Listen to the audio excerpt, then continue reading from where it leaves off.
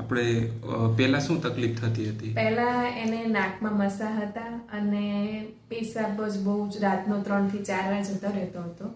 અને મસા હતા, અમે ડોક્ટરને બહાર બતાવ્યું તો ડોક્ટરે એને એમ કીધું કે ઓપરેશન જ કરાવવું પડશે, એના સિવાય કોઈ બીજો ઈલાજ નથી એમ.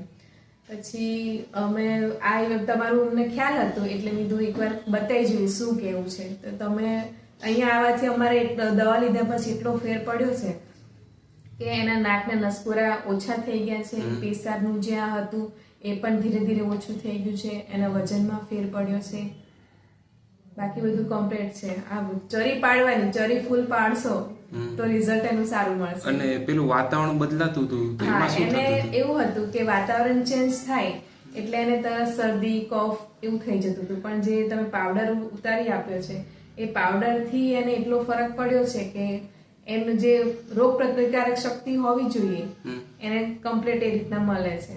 ઓકે, તો આ વખતે જે વરસાદ પડ્યો છે, વાતાવરણ આખું બદલાણું છે, તો કોઈ તકલીફ થઈ? ના, આ વખતે કોઈ એને રેગ્યુલર જે રીતના રોજ રૂટીન હોય એવી રીતના છે. બાકી એને આ જે વાતાવરણ ચેન્જ થાય એટલે તરત છાતીમાં એને કફ ભરી જાય. બાકી કમ્પ્લીટ છે. આ વખતે નથી ના, કફ આ થયો? વખતે દવા સ્ટાર્ટ કર્યા પછી નથી અને એટલો ફરક પડી ગયો છે. ઓકે.